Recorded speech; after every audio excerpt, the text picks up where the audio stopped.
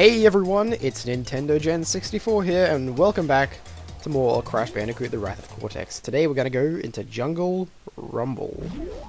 Crash Bandicoot, you've got some nerve setting foot into my domain without an invitation. Don't talk back to me. I'll fix that attitude problem of yours. Yes, and you should probably recognize that voice because that's Ali Emery, I believe his name is, and he voices Sarge from the Toy Story franchise. Yeah, you know, the toy soldier Sarge. Yep, and every single version of Toy Story that you see Sarge in, even including video games, it's that guy doing the voice of him, which I think is really a real commitment to the character. I looked this up as well. Ali Emery, I'm pretty sure that's his name. Voiced Colonel Leslie Happerblap in that Simpsons episode where Sideshow Bob is in the the blimp. Remember that one? The air show at the Simpsons in the Simpsons, like the military base in Springfield. That episode. I probably should have looked up the name of the episode as well, but whatever. And also, something I should have pointed out in the last part is that the guy who voices Rocco is actually Thomas F. Wilson. And for those Back to the Future fans out there, you'll recognize that that's the name of the guy who played Biff Tannen in all three movies. So that's they really like getting big name actors, or I suppose recognizable actors, to do the voices of the elemental masks. Maybe that's where all their budget went to. But anyway, this here is Jungle Rumble, and wow, what a level this is. I mean, for starters, we don't have a straight path of this level. Like, you'll notice that we kind of started off on one side of the screen, and we've kind of done a bit of a a semicircle kind of thing as the way the levels crept around. And it's pretty seamless because the camera work in this level is phenomenal, as you'll see later on. It's raining, obviously, and it just has a nice vibe to it, nice atmosphere. And that's something I think a lot of Crash Bandicoot Wrath of Cortex levels do particularly well, is that they have a lot of atmosphere to them.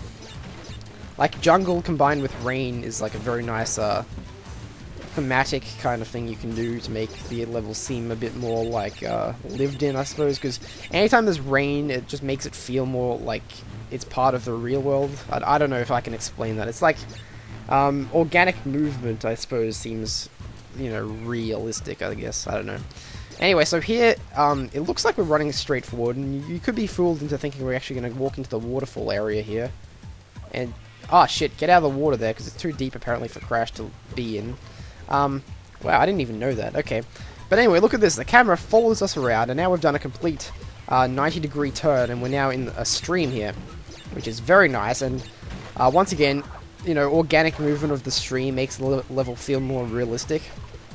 Like, if you have a level, basically, and there's nothing going on in it, like no movement from, like, real, like, organic type stuff, then the level kind of just feels like a basic, video game level.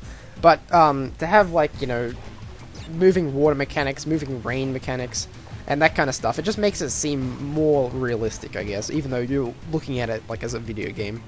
Now, this is a very nice touch here. You can actually kind of see up there where those guys were before, and this area, there's nothing in here, there's nothing, no purpose to it, it's just like a nice little touch that they put in, which, for those of you who take the time out of your playing schedule to take a look at those things, you'll find, you'll appreciate it.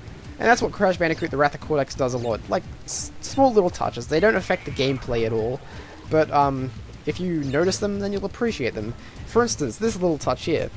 As you see, this, like, bonus round thing. Yeah, throw me a frickin' bonus.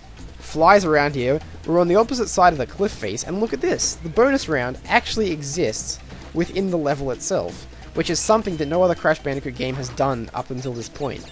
The bonus rounds usually were just, some random, like, offshoot of the level, not actually within the level's boundaries. Probably some, like, floating island somewhere or something. But in this game, they make a point of showing that the bonus rounds are actually in the level itself. So you're not going to some random, like, location, you're actually going within the level, which I think is a really neat touch. Okay, this is where the tiptoe ability comes into play. Hold down L2, and tiptoe on the tulips. No, tiptoe over the nitro crates. And there you go. Don't release L2 until you've, like, completed the nitro crates. 3, 2, 1. And that should explode all the nitro crates. Yes, very nice. And this is really cool here, like we're standing behind a waterfall here, and it's kind of like distorting Crash Bandicoot's image, I guess. Very nice. Okay, let's just destroy these crates. I suppose like the slide has a bit more traction, I mean a bit more like distance on it in this game. I don't know, maybe it doesn't, maybe it just feels like it does. But I think what the thing is the crates are bigger, so like if you put like 3 of them in a row, the chances are you're going to break them all, because they're bigger, I guess. I don't even know what I'm talking about now. Okay. Break that, break that. 1, 2, 3, 4, 6. Okay. Slide jump over that. I don't know, you can probably make that jump. And then, there you go, 49 out of 49, and that's 39 lives. Yes. Now, if you thought this level was a pretty cool jungle level, much akin to the jungle levels of Crash 2, and maybe superior, I don't know, then I think this tips it over the edge, because look at this. Camera angle change, and now we are riding in like a jeep type thing, and we've got a herd of rhinoceroses chasing after us. So, not only is this a nice platforming level, but it's a nice vehicle level as well. And in the original Crash Bandicoot games, like, you could have split this up into 2 levels. You could have had a vehicle level, you could have had a jungle level.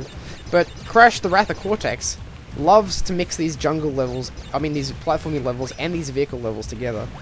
Think Compactor Reactor, for instance, level 5.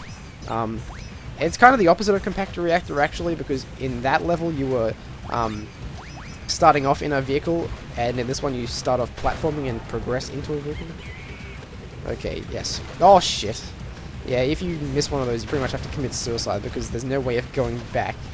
And we're striving for the grey gem, or clear gem, obviously. So in order to get that, we need to actually get the all the boxes. And I like that. They can leave the camera lingering for just a second so that you can see the rhinos trample into the screen. I don't know if that was intentional or not, but I think it's really cool. Oh, there we go. Okay. And like half the level is like water there, and half of it's not water. Yeah, this has like a kind of, I don't know, some kind of like zoo thing to it, like a safari kind of vibe to it. Like maybe the level itself, since there's like obviously man-made bamboo fences everywhere, maybe it was like a safari park, but it got overrun or something by the animals. I don't know. You could throw whatever theory you want on it. Anyway, that's pretty much. It's not a very long vehicle part, but it's you know, welcome. And there we go. There's the gem. And there's 137. So hopefully this will get us to 150. Yes, it does. There we go. Yeah, I like this end of the level area as well. It's like a little shrine or something. Some kind of like little... There's nothing here. No enemies or anything.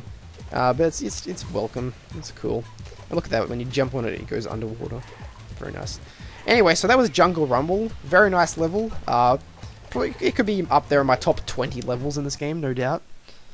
I don't know what that means. I don't know if that's a compliment or not. So yeah, Jungle Rumble complete. We'll have to come back here later to do the relic, obviously. But that's the crystal and the clear gem. And in the next part, we shall be going into a level... We'll go from a level that I liked to a level that I don't like. See you in Seashell Shenanigans. Yes, try saying that 10 times fast.